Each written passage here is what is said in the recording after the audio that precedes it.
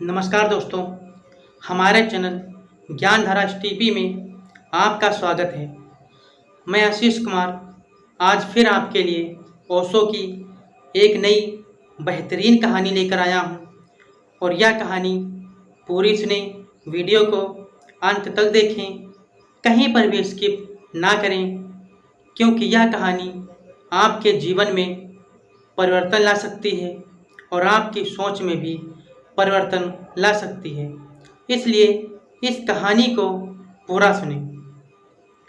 तो आइए दोस्तों, अब हम आपको ओशो की कहानी की तरफ ले चलते हैं। और आप जानते ही हैं कि हमारे चैनल ज्ञानधारा टीवी पर ओशो की ही कहानियाँ आपको मिलेंगी। तो आइए अब हम आपको कहानी की ओर ले चलते हैं। जैसे कि एक गांव था और उस गांव में एक महात्मा जी रहते थे और वह परमात्मा के सच्चे भक्त थे। वह परमात्मा का हर समय गुणगान और भजन और लोगों से परमात्मा की चर्चा किया करते थे। लेकिन उस गांव में एक व्यक्ति था जो उन महात्मा से बहुत चिढ़ता था। उनके यह क्रियाकलाप को देखकर उसे कुछ अच्छा नहीं लगता था, क्योंकि महात्मा जी सभी से यही कहते थे कि पालन पोषण करने वाला परमात्मा ही है, सभी मनुष्यों को दाना पानी और भोजन देने वाला परमात्मा ही है। लेकिन उस व्यक्ति को यह बात महात्मा जी की उस व्यक्ति को अच्छी नहीं लगती थी। वह व्यक्ति कहता था कि हम मेहनत करते हैं, मजदूरी करते हैं, तब हम खाने को पाते हैं, और तुम महात्मा जी कहते हो कि परमात्मा खाने को देता है। हम यह बात मानने के लिए तैयार नहीं हैं। इसलिए इस बात को लेकर के वह महात्मा जी से नाराज रहता था।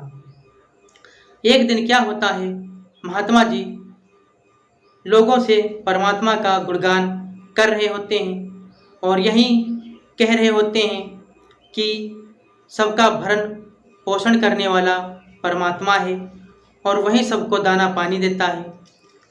इतने में क्या होता है, वह व्यक्ति वहाँ पर आ जाता है और उन महात्मा जी से कहता है कि यह बात हम तुम्हारी मानने के लिए तैयार नहीं है। हम मेहनत करते हैं तब भोजन पाते हैं, लेकिन तुम्हारे पास कोई प्रूफ है जो तुम यह साबित कर सको कि परमात्मा ही दाना पानी और सभी मनुष्यों को भोजन वही खाने को देता है? तो महात्मा जी ने कहा, हाँ, तुम एक दिन भी भूखे नहीं रह सकते हो। परमात्मा कहीं ना कहीं से तुम्हारी व्यवस्था भोजन की जरूर करेगा। तो उस व्यक्ति ने कहा, ठीक है, मैं कल वाले दिन ना मजदूरी करने जाऊंगा और ना ही कहीं भोजन की व्यवस्था करने जाऊंगा, और देखता हूँ कल तुम्हारा परमात्मा हमें कैसे भोजन खिलाता है। होता क्या है, कल सुबह होती है और सुबह होते ही वह व्यक्ति उस गांव से निकल जाता है और गांव से बहुत दूर एक वृक्ष होता है और उसी वृक्ष पर वह चढ़कर ऊपर बैठ जाता है और वह कहता है कि आज हम देखते हैं कि परमात्मा हमें कैसे भोजन खिलाता है। होता क्या है, वहीं दोपहर का समय हो जाता है। वहाँ से एक राहगीर निकलता है और राहगीर ने देखा कि एक वृक्ष है तो उसकी छाया में बैठ जाता है और वह भोजन खाने के लिए अपनी थैली खोलता है और जैसे ही भोजन खाने बैठता है और पहला निवाला अपने मुंह में डालने को जाता है, वैसे ही कुछ डाकू उधर से गोलियां चलाते हुए आ जाते हैं। तो वह राहगीर सोचता है यह तो डाकू हैं और यह हमें मार देंगे, तो वह अपने भोजन की थाली छोड़ करके वहाँ से भाग जाता है। और वही डाकू जब उस वृक्ष के नज़दीक पहुँचते हैं तो देखते हैं कि यहाँ पर तो भोजन रखा हुआ है।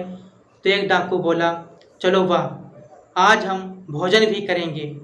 तो इतने में एक डाकू जो था, डाकुओं का सरदार था, उसने कहा, अरे भाई, भोजन बाद में करना, पहले देख लो यहाँ पर कोई है तो नहीं जिसने हमारे भोजन में इसमें कोई जहर वहर मिला दिया हो और रख दिया हो। तो कहा चलो ठीक है। तो एक डाकू की नज़र वृक्ष पर पहुंच जाती है तो देखता है कि एक व्यक्ति वृक्ष पर बैठा हुआ है। तो उस व्यक्ति को नीचे उतारते हैं और कहते हैं कि यह भोजन तुम ही खाओगे, पता नहीं इसमें तुमने जहर मिलाया हो। तो वह व्यक्ति कहता है अरे भाई, ना ही तो हमने इसमें जहर मिलाया है और ना ही तो यह हमारा भोजन है, यह एक राहगीर का भोजन है।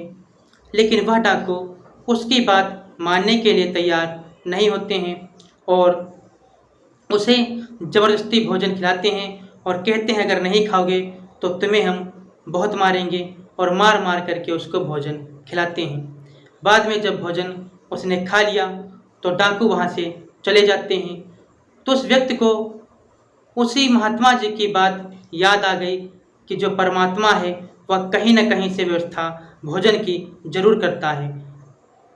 तो जब उस महात्मा की बात उस व्यक्ति को याद आई तो वह व्यक्ति वहाँ से भाग कर आया और महात्मा जी के चरणों पर गिर पड़ा और कहने लगा कि तुम्हारी बात सत्य है कि वास्तव में ही इंसान तो एक माध्यम होता है, लेकिन परमात्मा ही लोगों के भोजन और खाने पीने की व्यवस्था करता है। तो दोस्तों, मैं आशा करता हूँ आपको यह कहानी अच्छी लगी होगी और इस कहानी से हमें यही सीख मिलती है कि मनुष्य जो है यह एक माध्यम है, लेकिन करने वाला परमात्मा ही है।